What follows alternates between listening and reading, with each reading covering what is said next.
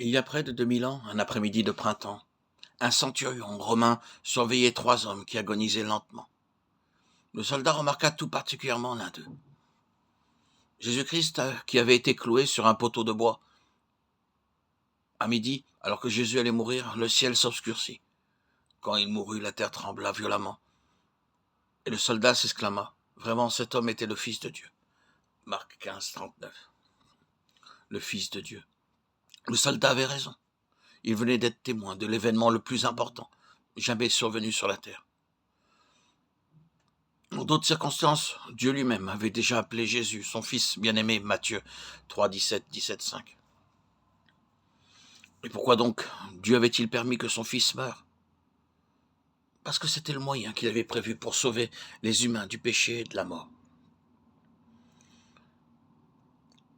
Jésus avait eu une existence préhumaine.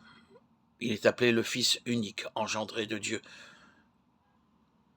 Dieu s'est servi de Jésus pour amener à l'existence toutes les autres choses. Jean 3, 18, Colossiens 1, 16. Jésus était particulièrement attaché à l'humanité. Proverbe 8, 30, 31. Il n'est donc pas surprenant que lorsque les hommes se sont trouvés sous la condamnation à mort, Dieu ait choisi son Fils unique pour réaliser un dessein spécial. Quand, dans le jardin d'Éden, Dieu prononça sa sentence sur Adam, Ève et Satan, il parla du futur sauveur comme d'une semence. Cette semence, cette postérité viendrait pour faire disparaître les maux terribles provoqués par Satan le diable, le serpent originel. En fait, la semence promise écraserait Satan et ceux qui le suivraient. Genèse 3.15, 1 Jean 3.8, Apocalypse 12.9. Au cours des siècles, Dieu a graduellement révélé davantage de renseignements sur la semence, appelée aussi le Messie, le Mashiach, le Sauveur, Jésus. Ce Messie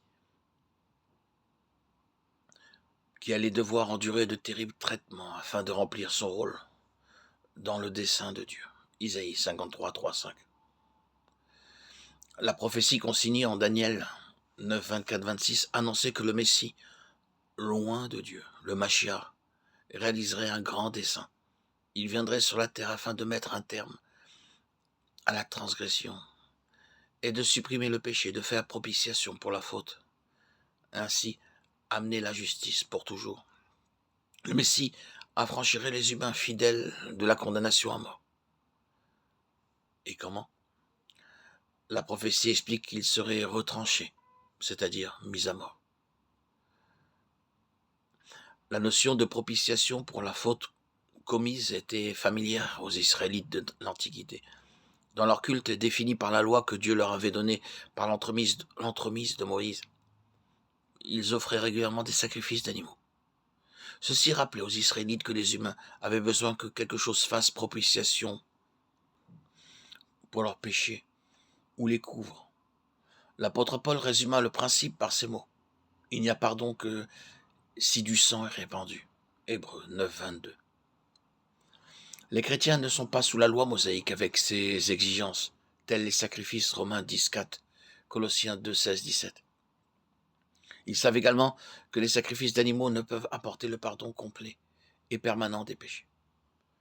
Ces offrandes sacrificielles préfiguraient plutôt un sacrifice de plus grande valeur, celui du Messie ou Christ, Hébreux 10, 4, Galates 3, 24.